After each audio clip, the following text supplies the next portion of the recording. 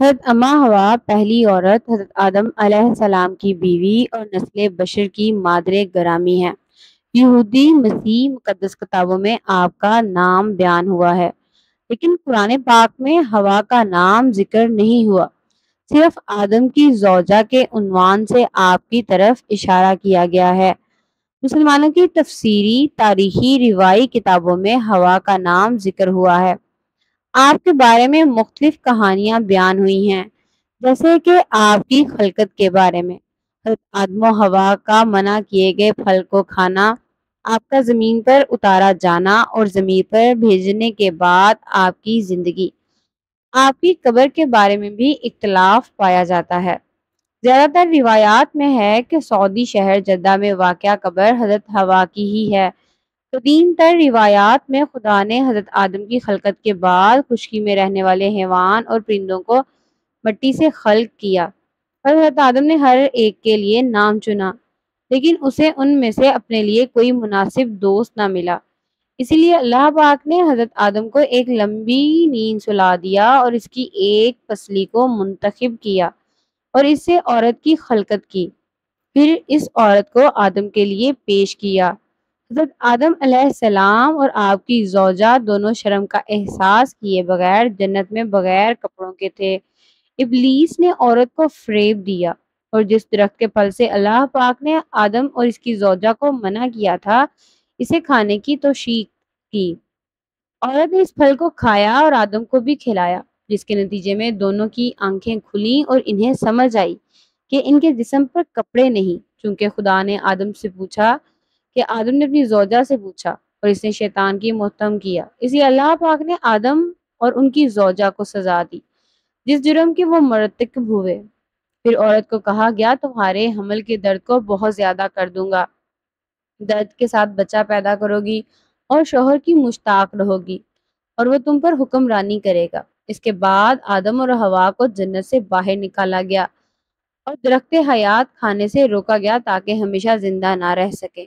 یہودیوں کے مطابق حضرت اما حوا اور حضرت آدم علیہ السلام کی شادی میں فرشتے شامل تھے۔ جنت سے نکلنے کے بعد آدم اور حوا نے مکہ کا سفر کیا اور اللہ تعالیٰ کی عبادت میں مصروف ہو گئے۔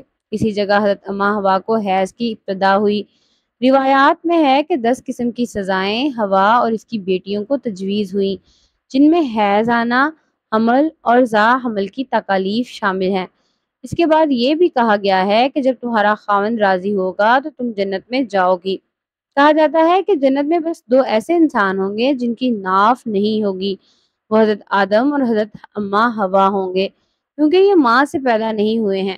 کہا جاتا ہے کہ سب سے پہلے حضرت آدم علیہ السلام کے بیٹے حابیل علیہ السلام کی موت ہوئی تھی، جس کو اس کے بھائی نے قتل کر دیا تھا۔ پھر ایک کوے کے بتائے ہوئے طریقے سے اس کو مٹی میں دفن کر دیا گیا۔ سورہ الاعراف میں اللہ نے اس حضرت حوا کے حمل کے بارے میں بیان کیا ہے، وہ اللہ ہی ہے جس نے تمہیں ایک جان سے پیدا کیا، پھر اس کی جنس سے اس کا جوڑا پیدا کیا۔ اللہ تعالیٰ دنیا میں پیدا ہونے والی ہر چیز کا جوڑا پیدا فرمایا ہے تاکہ وہ اپنے جوڑے کے پاس جا کر سکون حاصل کر سکے۔ جب حضرت آدم علیہ السلام نے حضرت حوا علیہ السلام کو ڈھانپ لیا، اسے خفیف یعنی ہلکا سا حمل رہ گیا۔ جب اس کا جسم بوجھل ہو گیا تو دونوں نے مل کر اللہ تعالیٰ سے دعا کی، یا اللہ ہم کو ایک اچھا سا بچہ پیدا عطا فرما، ہم تیرے شکر گزار ہوں گے۔ حضرت سعید بن جبیر رضی اللہ تعالیٰ عنہ سے ایک روایت مروی ہے کہ حضرت حوا علیہ السلام کو جب پہلی بار حمل ٹھہرا تو آپ نے بوجھ محسوس کیا۔ یہ زمین پر آنے کے بعد پہلی بار تھا کہ آپ کا پیٹ یوں حمل کی وجہ سے باہر نکل رہا تھا، جس کا بوجھ اور تکلیف آپ کو چلتے پھرتے ہونے لگی تھی۔ ایک رات حضرت حوا سونے لگیں تو ابلیس لبادہ بشریت میں حاضر ہوا۔ اس نے بی بی حوا سے کہا کہ تمہارے پیٹ میں کیا ہے؟ فاطمہ حوا نے کہا کہ مجھے کیا علم ہے میرے پیٹ میں کیا ہے؟ ابلیس نے پھر پوچھا کہ یہ کہاں سے نکلے گا، ناک سے، کان سے، منہ سے، یا پھر تمہارا پیٹ پھاڑ کے؟ فاطمہ حوا نے کہا کہ مجھے کیا معلوم کہاں سے باہر نکلے گا۔ شیطان نے کہا کہ اگر صحیح سلامت باہر آ گیا تو کیا تم میری بات مانو گی؟ شیطان کے کہنے پر حضرت حوا نے کہا کہ جی میں آپ کی بات مانوں گی۔ شیطان نے کہا کہ اس کا نام حارث رکھنا۔ اس کی وجہ یہ بیان کی جاتی ہے کہ حارث ابلیس لعین کا نام تھا، یعنی کہ وہ حضرت آدم علیہ السلام کی پہلی اولاد کو اپنے نام کے ساتھ جوڑنا چاہتا تھا۔ جب صبح ہوئی تو حضرت حوا نے ساری باتیں حضرت آدم علیہ السلام کو بتا دی۔ حضرت آدم نے سارا قصہ سننے کے بعد فرمایا کہ وہ شیطان ہے جس نے ہم کو جنت سے نکلوایا تھا، اس سے بچ کر ہی رہنا بہتر ہے۔ شیطان ایک بار پھر حضرت حوا کے پاس آیا اور تاکید کی کہ بچے کا نام حارث رکھنا۔